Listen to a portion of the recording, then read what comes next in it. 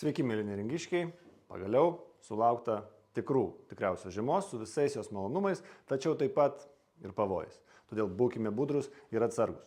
O dabar pristatau Jums sausio mėnesio svarbiausius įvykius ir naujienas. Neringos savivaldybės taryba priėmė sprendimą, kuriam panašu jau nebeliko abejonių. Neringos pirminės sveikatos centras bus prijungtas prie Klaipėdos universiteto ligoninės. Galima sakyti, kad tai galutinis sprendimas ir jis bus įgyvendintas artimiausiu metu. Pats prijungimo faktas iš principo nėra blogas. Instituciniai pokyčiai gali atnešti daugiau stabilumo ir platesnės galimybės pacientams. Tačiau tai, kaip šis sprendimas yra įgyvendinamas žmonių atžvilgių, palieka daug skaudžių klausimų. Didžiausias trūkumas – visiškas dėmesio ir žmogiško ryšio stygius su esamais darbuotojais. Žmonėms nebuvo paaiškinta, kaip keisis jų darbas, kokios jų ateities perspektyvos, kas jų laukia rytoj. Nebuvo dialogo, nebuvo bandymo išgirsti, nebuvo elementaraus nuraminimo.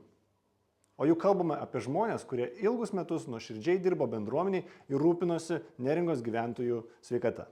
Taip pat jau dabar aišku, kad didžioji dalis administracijos neteks darbo. Tačiau ir čia nebuvo parodyta jokio realaus rūpesčio.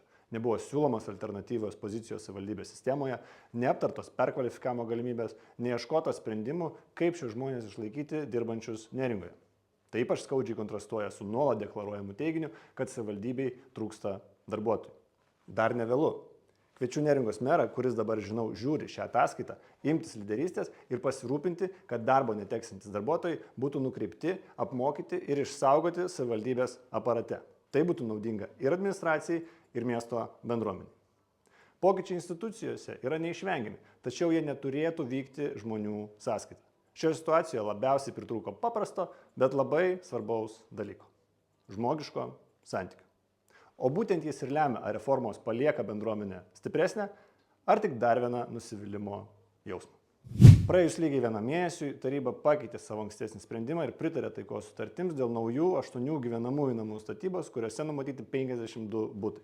Šis sprendimas buvo priimtas pakartotiniu balsavimu, nors neatsirado jokios naujos informacijos, o pačios sutartys nebuvo nė kiek pakoreguotos.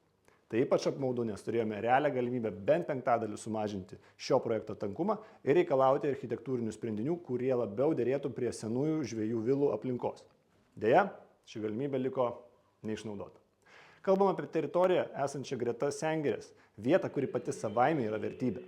Tokiose erdvėse sprendiniai turėtų būti priimami itin atsargiai, galvojant ne tik apie kvadratinius metrus, bet ir apie kraštovaizdį. Pasirinktas kelias veda į dar vieną urbanistinį darinį, labiau priminantį Vilniaus perkūnkiemį, o ne Kuršių nerijos išskirtinumą. Tokia plėtra pirmiausia tenkina vystytojo finansinius interesus, bet ne bendruomenės poreikius.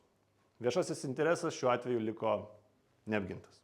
Nauja statyba neišspręs sezoniškumo problemos, nesukurs tvarios ekonominės vertės miestui ir neprisidės prie ilgalaikės Neringos vizijos. Ji tiesiog užims erdvę, kurios nebegalėsime susigrąžinti. Nidoje įvykęs stintapūkis pritraukė gausybę žmonių ir džiugino kone idealiomis sąlygomis – puikių orų, be žvarbaus vėjo. Geresnių sąlygų šiai šventei net nesusapnuosi. Didelį ir labai svarbų darbą atliko kultūros centro Gila komanda, nuoširdžiai jiems ačiū už organizavimą ir sukurtą šventinę atmosferą. Žinoma, visada yra kur tobulėti. Dėl gausaus sniego šiemet ženkliai sumažėjo parkavimo vietų, todėl miesto centras buvo užkimštas. Galvojant apie kitus metus, būtų prasminga iš anksto komunikuoti alternatyvų parkavimą, pavyzdžiui, aikštelėje Taikos 39, iš kurios galėtų būti organizuojamas pavėžėjimas. Prieigose būdinti savanoriai padėtų žmonėms orientuotis ir dar labiau sustiprintų svetingumo jausmą. Norintiems nuo kelto atvykti be automobilio šiemet kilo nemažai nesklandumų. Specialiai tam skirtas autobusas akivaizdžiai buvo per mažas, žmonės buvo priversti grūstis, nebuvo nei kur atsisėsti, nei kom kvėpuoti. Akivaizdu, kad ši situacija turi būti iš anksto aiškiai suderinta su vežėjų kautra, numatant didesnius srautus ir atitinkamą transportą. Priešingų atveju nuolatinis savivaldybės raginimas atvykti be automobilio patiria eilinį fiasko. Taip pat pagrindinė atidarymo programa galėjo vykti erdvesnėje vietoje. Dėl žmonių gausos, siauroje prekybininkų gatvelėje ne visi galėjo matyti Kalnapušės kolektyvo pasirodymą ir kitus numerius. Visgi tai detalės, kurias ateityje galima be problemų išspręsti. Iš esmės šventė buvo puikiai, o nuolatinis tobulėjimas tik skatina judėti pirmyn. Labiausiai gaila tik to, kad stinta nėjo.